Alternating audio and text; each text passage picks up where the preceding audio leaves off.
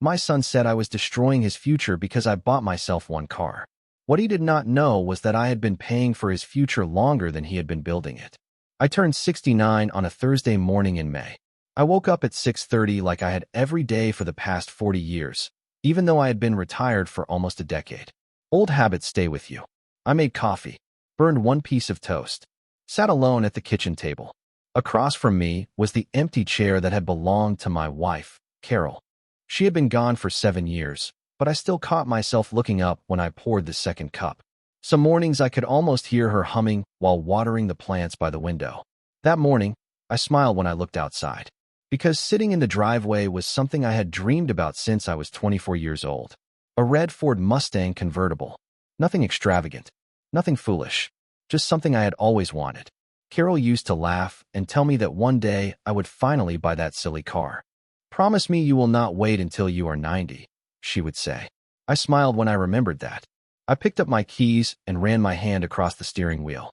It smelled like fresh leather and memories I never got to make. That evening, Jason and Melissa came over with Sophie for my birthday dinner. Sophie ran into the house first and hugged me so hard I almost spilled my coffee. "Happy birthday, Grandpa," she shouted. Melissa brought a chocolate cake. Jason brought a bottle of wine. Everything felt normal. Good, even. Until Jason noticed the Mustang parked outside. His smile disappeared immediately. "Dad, what is that?" he asked. I laughed. "Birthday present to myself." He stared out the window. "You bought that?" "Sure did." I expected a joke. Maybe a laugh. Instead, he shook his head. "Seriously?" Melissa looked uncomfortable. Sophie quietly kept eating her mashed potatoes. I smiled. "I have wanted one since I was your age." Jason leaned back in his chair and let out a long breath. "Dad, do you have any idea how selfish that is?" The room became quiet. I blinked. "Selfish? You are almost 70. He pointed toward the window. "That car just destroyed my future." I thought I had heard him wrong. "Excuse me." Jason rubbed his forehead. "You know how expensive things are right now. Sophie is getting older. College costs money. Life costs money." He laughed without smiling. "And instead of thinking about family, you bought yourself a toy." Melissa stared at her plate. Sophie looked confused. I looked at my son. The little boy I taught to ride a bike. The teenager I helped through college. The man whose wedding I paid for after Carol and I emptied half our savings. And all I could do was sit there holding a fork in my hand. My coffee had gone cold. Nobody spoke. Finally, Sophie whispered, "Daddy, Grandpa likes cars." Jason sighed. "That is not the point, sweetheart." He looked back at me. "You were supposed to think about your family." I nodded slowly. "I see." That was all I said. No yelling. No arguments. No speeches. After dinner, Melissa apologized for leaving early. Sophie hugged me again and whispered, "I love your car, Grandpa." I smiled and kissed the top of her head. Then they drove away. I stood alone in the garage and looked at the Mustang. I took the keys out of my pocket. Then I put them back.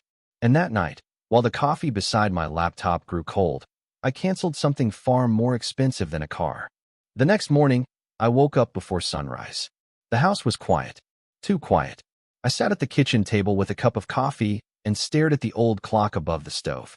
Carol bought that clock during our 25th anniversary trip to Nashville. It still ran 5 minutes fast. She said life moved too quickly already, so at least we could pretend we had extra time. I smiled at the memory. Then I opened my laptop. There were no angry thoughts in my head. No revenge. No speeches. Just numbers. Numbers I had ignored for years because helping my son felt natural. I logged into my bank account. The first thing I canceled was the payment on Jason's SUV. $820 a month. I stared at the screen for a second. Then I clicked confirm. Next came his car insurance. $240. Confirm. Then the family phone plan. Confirm. The monthly contribution to Sophie's education account. Confirm. I paused at that one. I rubbed my eyes and looked at Carol's picture beside the coffee maker. Not Sophie, I whispered. So I left that one alone. Everything else disappeared one click at a time. By 7:30, I had finished. No drama. No announcement. Just silence. Then I took the Mustang out for a drive. The top was down. The morning air smelled like spring and fresh-cut grass. I had not driven with music playing in years. Frank Sinatra came through the speakers while the sun rose over the Indiana countryside. And for the first time since Carol died, I felt guilty about something strange. I felt guilty for enjoying myself. Around noon, I stopped at a diner outside Bloomington. Betty, the waitress who had known Carol and me for 20 years, smiled when she saw me. "New car?" she asked. I laughed. "Birthday present." "About time, Harold." She poured more coffee into my cup. "Carol would approve." I smiled. That is exactly what she used to say. When I got home, there were 2 missed calls from Jason. I listened to neither. There was also a text message. "Hey, Dad. Quick question. Did Chase make a mistake? My car payment bounced." I stared at the message. Then I put the phone down and went outside to wash the Mustang. 2 hours later, another message arrived. "Dad, insurance says my account is inactive. Call me." Melissa called after that. I let it ring. Not because I was angry, because I needed peace. Around 6 that evening, I sat alone with a grilled cheese sandwich and tomato soup. Not fancy, just simple. Across the table, Carol's empty chair sat where it always had. I looked at her photograph and laughed softly. "He thinks the bank made a mistake." My voice echoed in the quiet kitchen. Then I remembered something Carol said 6 months before she passed away. We had just written another check to help Jason through a rough year. She looked at me and smiled sadly. "Harold, promise me something. Anything. One day, stop rescuing him long enough for him to meet himself." I did not understand what she meant back then. I thought love meant saying yes. But maybe love meant stepping aside. Around 8:30, my phone rang again. This time it was Sophie. I answered immediately. "Grandpa, hi sweetheart. Daddy looks funny." I smiled. "Funny. He keeps looking at papers and Mommy is using bad words." I laughed despite myself. "Tell Mommy Grandpa says hello." Sophie giggled. "Daddy asked if you are mad." I looked out the window at the red Mustang sitting quietly in the driveway. "No, sweetheart." I smiled. "Grandpa is not mad." And as I hung up the phone, I realized something strange. For the first time in 15 years, I was no longer paying for Jason's life. And apparently, neither was Jason. By Monday morning, I had 12 missed calls. 9 from Jason, 2 from Melissa, 1 from an unknown number that turned out to be his insurance company. I deleted the voicemail without listening to it. Not because I wanted revenge. I just wanted quiet. I spent the morning polishing the Mustang. Then I drove to the lake with a fishing pole I had not touched since Carol passed away. I sat on the dock for 3 hours and caught absolutely nothing. Somehow, I enjoyed every minute. Around lunchtime, my phone buzzed again. "Jason." I stared at the screen while Frank Sinatra played softly through the radio. Then I turned the phone upside down and watched a family of ducks swim past the pier. By the time I got home, there were 3 text messages waiting. "Dad, call me. Dad, this is serious. Dad, I do not understand what is happening." I made a sandwich and sat down in front of the television. Then another message arrived. This one was from Melissa. "Harold, please call us. I think there has been a misunderstanding." I smiled sadly. Misunderstanding. That word had covered half of my adult life. Around 5 that evening, Jason appeared at my front door. He looked exhausted. His tie was crooked. His hair was messy. He walked inside without waiting. "Dad, thank God." I set my coffee down. "Hello, Jason. Something is wrong." I nodded. "Seems like it." He sat down immediately. "My car payment bounced. Insurance canceled. Phones almost got disconnected." He laughed nervously. "I spent 4 hours dealing with this." I looked at him quietly. "Sounds stressful." He stared at me. "Dad, are you listening?" "Of course." He sighed. Well, what?" He blinked. "Can you fix it?" I almost smiled. Not because it was funny. Because he genuinely believed this was some kind of technical problem. "Fix what?" "Everything." I picked up my coffee. It had gone cold again. "Jason, nothing is broken." He stared at me. "What are you talking about?" I stopped paying. Silence. Just silence. He looked at me as if I had spoken another language. "Stopped paying what?" I looked at him carefully. "The SUV. Insurance. Phones. A few other things." His face changed immediately. "You cannot do that." I raised an eyebrow. "Apparently I can." "Dad, I have responsibilities." "I know. Bills." "I know. A family." "I know." He stood up. "This is insane." I nodded slowly. Buying a Mustang was insane too, remember? He looked away. "Dad, that is not the same thing." "No." I smiled sadly. "Explain it to me then." He paced around the kitchen. "I thought." He stopped. "I just thought." But he never finished. Because somewhere in the middle of that sentence, I think my son met reality for the first time in his 40 years. I stood up and walked over to the refrigerator. There, held by a magnet, was a picture Sophie had drawn 6 months earlier. It showed Grandpa driving a red car. She had drawn herself in the passenger seat with a huge smile.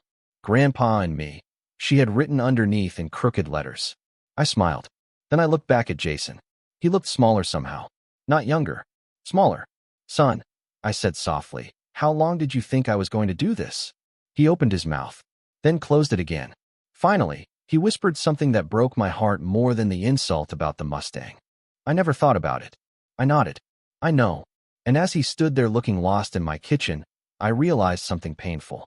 My son had spent so many years counting on me that he had never once imagined a day when I might simply stop. Jason left that evening without saying goodbye. He just stood by the front door for a moment, staring at the floor like a man who had forgotten where he parked his car. Then he nodded once and walked away. I watched from the kitchen window while his SUV disappeared down the street. The house became quiet again. Too quiet. I made another cup of coffee and sat in Carol's chair by mistake. I laughed softly when I realized it and moved back to mine. Old habits. They stay with you. The next few days were peaceful. Strange, but peaceful. I drove the Mustang every morning. Ate breakfast at Betty's Diner. Started fishing again. One afternoon, I even bought myself a ridiculous Hawaiian shirt that Carol would have teased me about for weeks. Betty nearly dropped her coffee pot when she saw it. Harold Carter, are you having a midlife crisis 20 years late? She asked. I smiled. Apparently. We laughed together. It felt good. Then Friday morning arrived. I was watering the flowers when Melissa showed up. Alone. She looked exhausted. Not angry. Just tired. I invited her inside. She sat at the kitchen table and stared at Carol's photograph. She was beautiful, she said quietly. I smiled. She knew it too. Melissa laughed weakly. Then she began crying. Not loudly. Just enough to break my heart. I am sorry, she whispered. For what? For everything. She wiped her eyes. Harold, I had no idea. I frowned. No idea about what? She looked down at her purse. Jason thought he paid for everything. I almost laughed. Not because it was funny. Because somehow, after 15 years, that sentence still surprised me. And you? I asked gently. Melissa nodded slowly. I thought he did too. I sat back quietly. She opened her purse and removed several papers. Bank statements. Insurance notices. Loan documents. I found all of this after Tuesday. She swallowed hard. Harold, your name is everywhere. I looked down at the papers. There they were. 15 years of little things. Car payments. Insurance renewals. Emergency transfers. Tuition checks. Cell phone bills. Christmas money. Summer camps. Every time Jason hit trouble, I stepped in. Every time he called, I said yes. Melissa shook her head. I had no idea. I nodded. Neither did Jason. Tears rolled down her cheeks. He really believed he built all of this. I know. And now he cannot understand why everything is collapsing. I smiled sadly. Because he thinks he lost money. I looked at Carol's picture. But what he really lost was perspective. Melissa followed my eyes. Did Carol know? I laughed softly. Better than anyone. Then I remembered something. I stood up and walked into the bedroom. Inside the closet was an old cedar box Carol kept. I had not opened it in years. I brought it back to the kitchen and smiled. She left me notes everywhere. Melissa smiled through her tears. That sounds like her. I opened the box. Birthday cards. Photographs. Old movie tickets. Then I froze. Folded neatly between two pictures was a white envelope with my name written in Carol's handwriting. Harold. My hands began to shake. I had never seen it before. Melissa looked at me carefully. What is it? I stared at the familiar handwriting. 7 years disappeared in an instant. My eyes filled with tears. I do not know. I sat down slowly and touched the envelope. The paper had turned yellow with age. But her handwriting was still perfect. Melissa smiled softly. Maybe she wanted you to find it now. I looked out the window. The Mustang sat in the driveway shining under the afternoon sun. Then I looked back at the envelope. And for the first time since Carol died, I felt like my wife had just walked back into the room. After Melissa left, I sat alone at the kitchen table holding the envelope in both hands. I did not open it right away. Somehow I was afraid. 7 years had passed since Carol left this world, but seeing her handwriting again made everything feel fresh. The coffee beside me had gone cold. Outside, The afternoon sun reflected off the red Mustang in the driveway. For a second, I almost expected her to walk in and complain about fingerprints on the windows. I smiled at the thought. Then I carefully opened the envelope. The paper crackled softly. Her handwriting was beautiful as always. Dear Harold, if you are reading this, then I finally convinced you to clean out my cedar box. I laughed through my tears. Even gone, she knew me too well. I kept reading. You have spent your entire life taking care of everyone. Me, Jason, anybody who needed help. And I love you for that. But if I know you, you are still trying to save our son from every storm. Harold, stop. I closed my eyes. Tears rolled down my cheeks. You are not raising a boy anymore. You are loving a man. And those are two different things. If Jason falls, let him stand back up. If he struggles, let him learn. If he gets angry, love him anyway. But stop carrying him. Because one day, if you keep doing everything for him, he will forget how to do anything for himself. I wiped my eyes. Carol had written this 7 years ago. 7 years. And somehow, she had seen all of this coming. There was one more paragraph. And Harold, please buy that silly red car. You deserve something beautiful too. I laughed out loud. Then I cried harder than I had in years. Around 7 that evening, Sophie called. Grandpa, she said cheerfully. Hi, sweetheart. Daddy and Mommy are arguing. I sighed quietly. I am sorry to hear that. Mommy said Daddy needs to grow up. I nearly choked on my coffee. Then Sophie whispered. Mommy cried again. My heart sank. Is she okay? I think so. She lowered her voice dramatically. Daddy has been staring at papers all day. I smiled. That sounds like your father. Sophie giggled. Can I come see your car tomorrow? Of course. Can we get ice cream too? Absolutely. Daddy says he cannot afford it right now. There was silence. Then Sophie added something that made me stare at Carol's letter. But Mommy said Grandpa should not have to pay for everything forever. I closed my eyes. Melissa understood. Maybe she always had. After the call ended, I placed Carol's letter back inside the envelope and tucked it into my shirt pocket, right over my heart. Then I walked into the garage. The Mustang sat quietly under the lights. I ran my hand over the hood and smiled. She told me to buy you. I whispered. I laughed at myself. Talking to cars at 69 years old. Carol would have loved that. As I stood there smiling, my phone buzzed again. Jason. I almost ignored it. But something made me answer. His voice sounded different. Not angry. Not frustrated. Just tired. Dad. Yes, son. There was a long silence. Then he quietly asked a question I had never heard from him in 40 years. Can you teach me how to do this? I stood there holding the phone, surrounded by old tools and memories. And suddenly I realized that maybe things were finally breaking in exactly the right places. The next morning, I woke up before 6. The sun had barely risen when I heard tires in the driveway. Through the kitchen window, I saw Jason sitting inside his SUV. He did not get out right away. He just sat there staring at the steering wheel. I poured 2 cups of coffee. By the time he knocked, I already had one waiting for him. He looked terrible. Dark circles under his eyes. Same wrinkled shirt as yesterday. He sat down without saying much.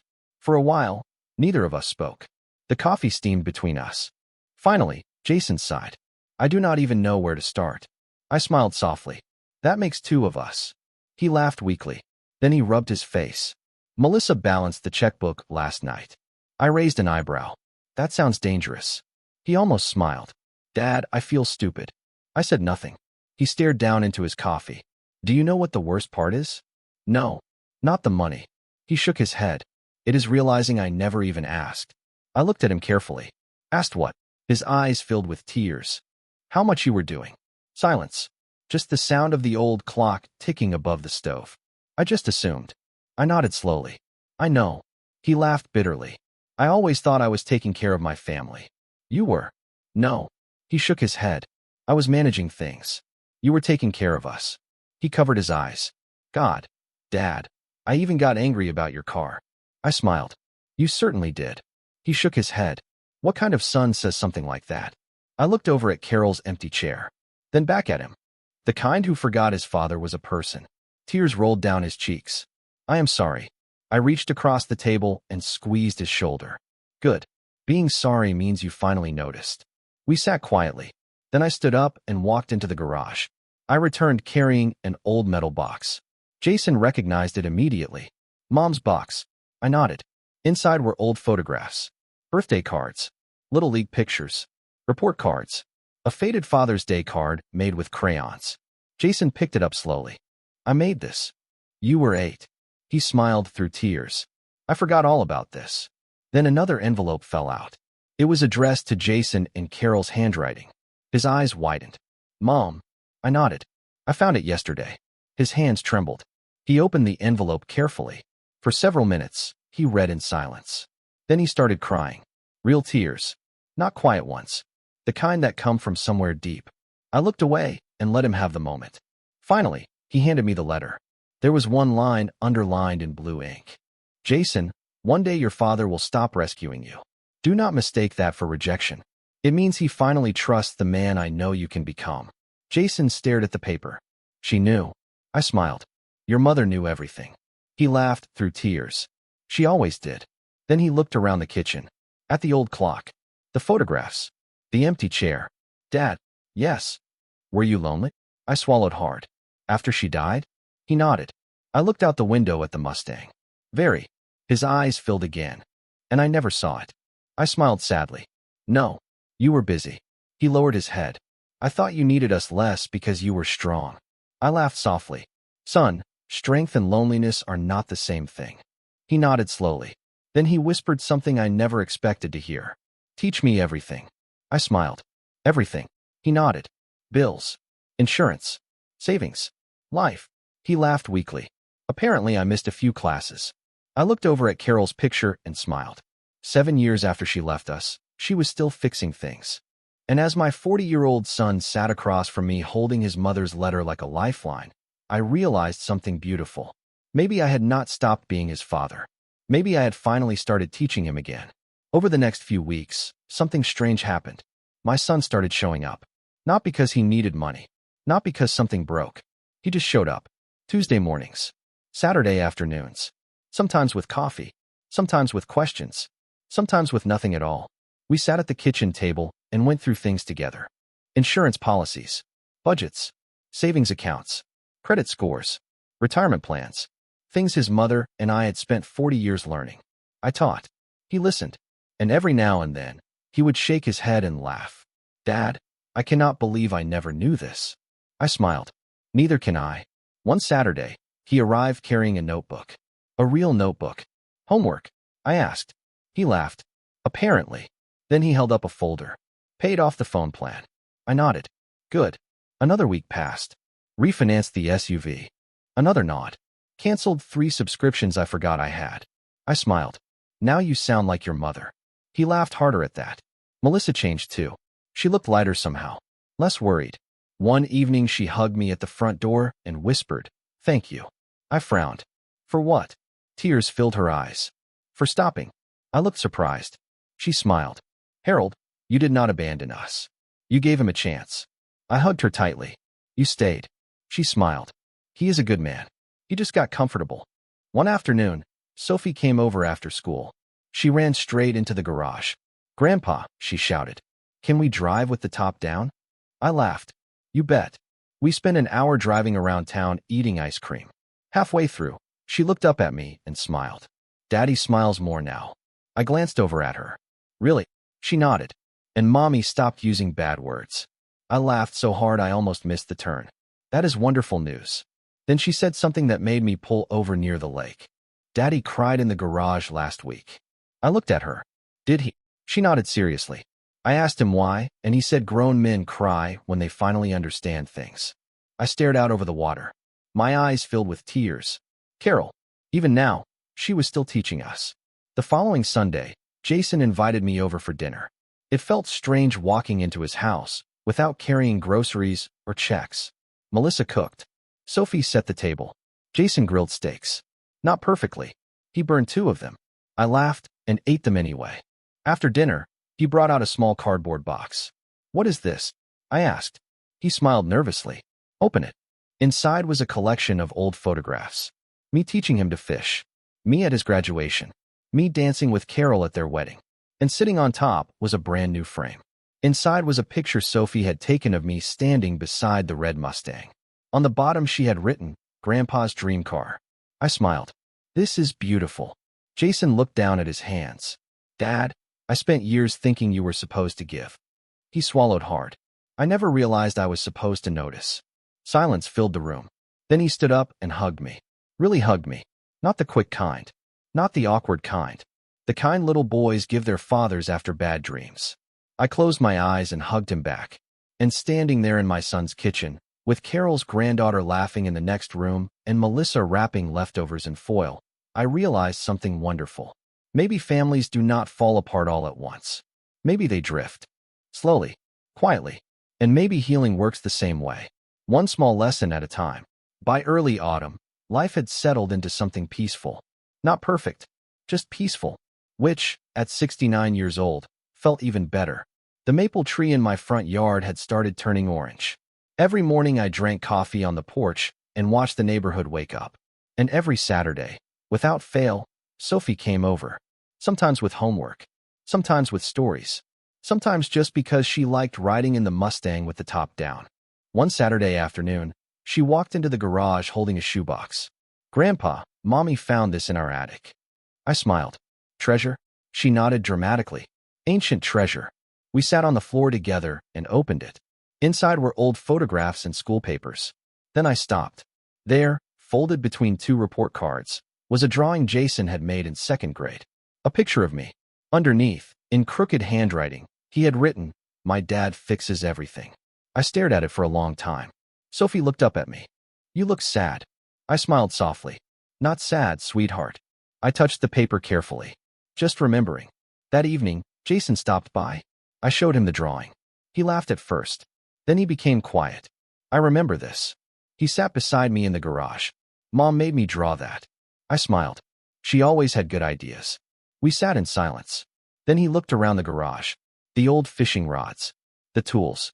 Carol's flower pots I still could not throw away. The Mustang. "Dad." "Yes." "How did you do it?" I frowned. "Do what?" "Keep giving." He shook his head. "Even after Mom died. Even when I barely called. Even when I acted like an idiot." I smiled.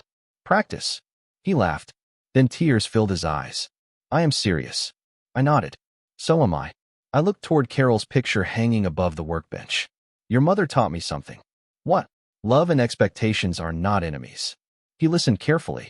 "You can love people completely and still expect them to carry their own weight." He smiled weakly. "Mom really was smarter than both of us." I laughed. "Not even close."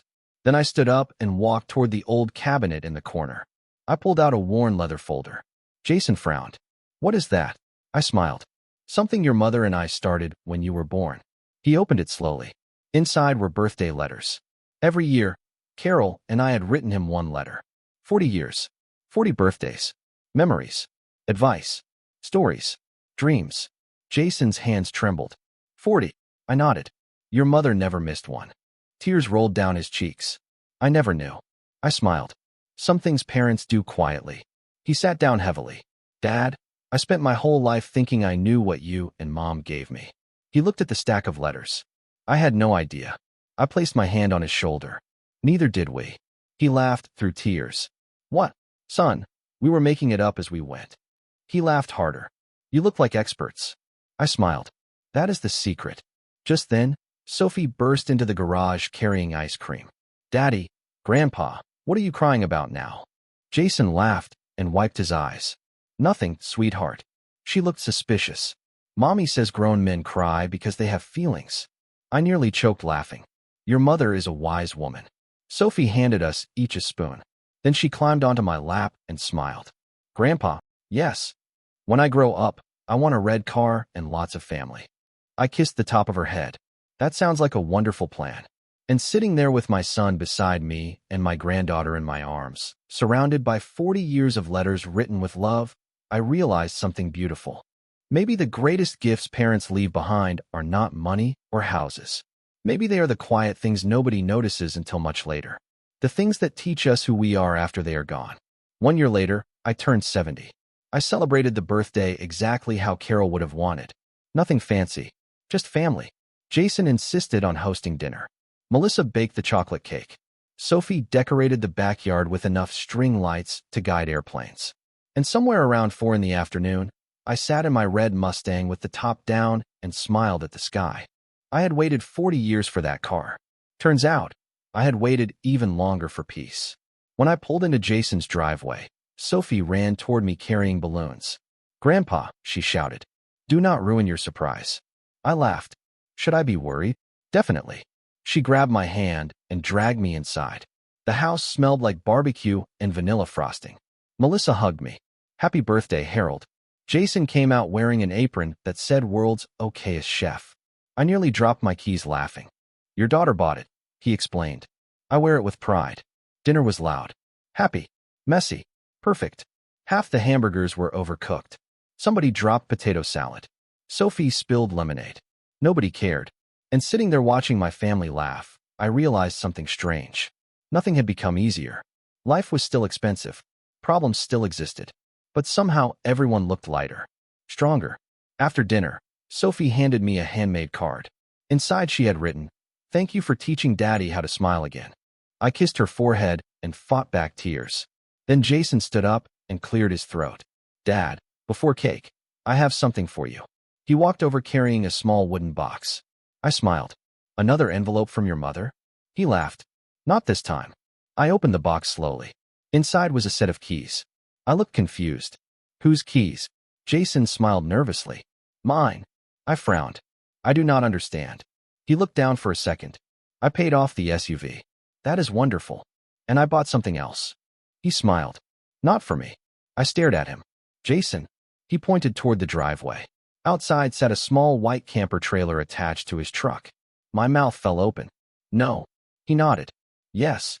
Tears filled my eyes immediately. "You always talked about driving to Colorado with Mom."